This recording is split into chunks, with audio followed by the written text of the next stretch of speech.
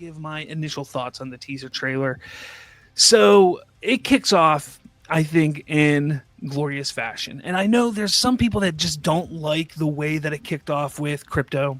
First off, the moment you see Krypto, I absolutely adore that dog. And for those of you who have read Woman of Tomorrow and know the story in that book, specifically with Krypto, the more I sit here and I think about that, the more I realize how important it was to have Krypto in Superman prior to this movie.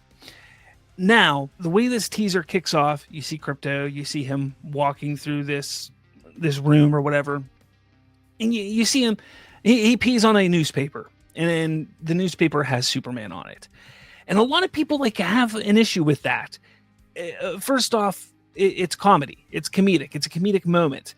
First off, he's peeing on a newspaper, which, hey, good job. And you get that line from Kara that, hey, you got most of it on the paper this time. Good job, buddy. So you get that moment where it's like, okay, she's still trying to potty train him in a sense, but it's comedic also because it's Superman. And you know the love-hate relationship that, you know, that Krypto has with Superman that we saw in the last movie. So you have that. So that's a little comedic. But then you also have the fact that it's just Superman on a newspaper and he pees on it and it's funny. The fact that people can't pick up on that is kind of ridiculous. But then there's one other aspect to it. One other aspect to it is this is Supergirl's movie. This isn't Superman's movie. This is Supergirl's movie. So peeing on Superman in that moment is like, no, this isn't Superman's movie. Don't think this is Superman's movie. This is Supergirl's movie. So there's a few layers to it, but it's more for a comedic aspect than anything else. And if you don't dig it, then you don't dig it. But to me, I enjoyed it. I thought it was funny. But again, I really enjoy Krypto. I really like Krypto. So that's me. Okay, moving on. You start to see the aesthetic and the Milly Alcock of it all. And what I mean by that is just her acting, her presence. She is a phenomenal actress. And we saw that in House of Dragon a few years ago. Like, she was phenomenal in that. She's bringing it to this role. And I think that is going to be a huge reason why this movie is successful, is because of what she can bring to a movie. She is a leading star, a leading actress, and she is going to show that. And this teaser highlighted that here in itself. So I love that about it. The tone and the aesthetic, and everybody, I see some people complaining that it's so brown. Well, that's where they're at in this moment. There's color in it as well, but it's not super colorful. But let's wait. This is a teaser trailer. It was 120 seconds, and it wasn't even all 120 seconds of footage because there were cutscenes and cutovers and overlays of things. So you don't even get a full 120 seconds of footage. Like 120 seconds of a 2-hour long movie. Calm down, people. Again, we're going to see how this all goes, and I'm looking forward to it. I really enjoyed the way this looked, the way it felt. It felt like the comic it's inspired from, which I really, really liked. I mean, you get that bar scene. The bar scene from the comic, like that is there. We see Ruthye. This little girl who's playing Ruthye, the way that she portrays herself is incredible. Like, when they cast her and when I saw her and she was like a little girl, I was a little concerned because I was like, she's going to be like this little girl. Like, the way I read the book was she was very, noble and very intelligent and very smart speaking. She's got that in this movie. Like, the way she portrays herself and puts herself off is fantastic. So she did a great job in what little bit we got of her. Cram of the Yellow Hills, his portrayal, the way they made him look, that might be my biggest complaint. I don't like the design of him. We'll see, though. Again, it's a teaser. This is just supposed to whet our appetite. Gives us a little bit of like, hey, this is the trailer, or this is the movie. This is what it's going to look like, what it's going to feel like. You'll get to see more in the next few months, in the coming months, and then you'll get to see the movie. But this is just a taste. So I wasn't a big fan of it, but that's okay. The choice for the Blondie music, that's fine. It's giving you that feel of like what kind of movie this is going to be. I liked that. There wasn't a lot of action, which is okay. I'm okay with that. I saw some people complaining on TikTok that there wasn't a lot of action. They didn't highlight the action. This is a teaser.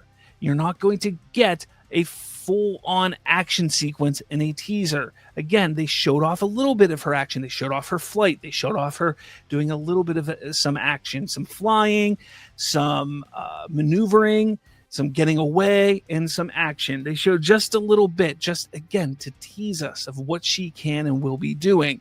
It's what it's supposed to do. I was shocked that they showed us Lobo. I really didn't think they would do that. But I'm happy. I'm happy that they did because I'm a fan.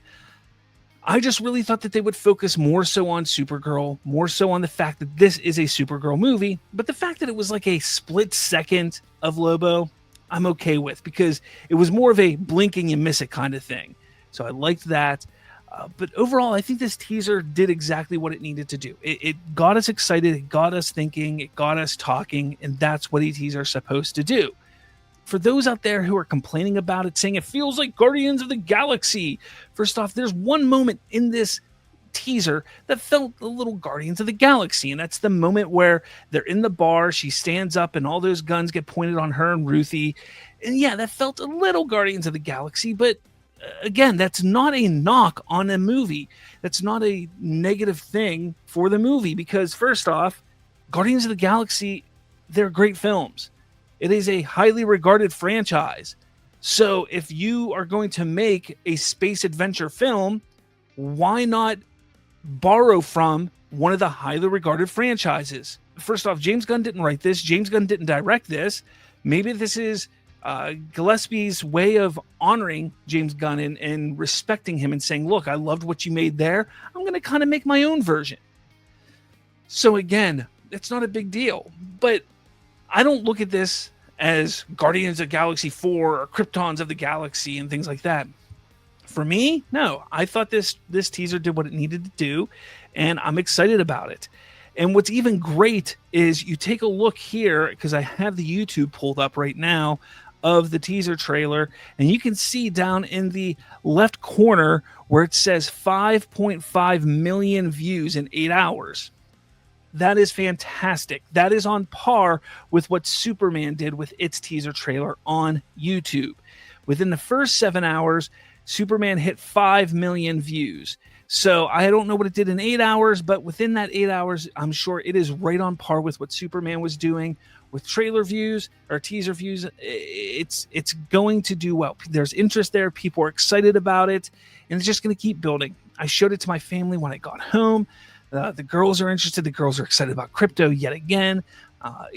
Again, people are interested and are going to want to see this film. People that don't typically go see superhero films look at this and say, that looks fun. And that's what matters.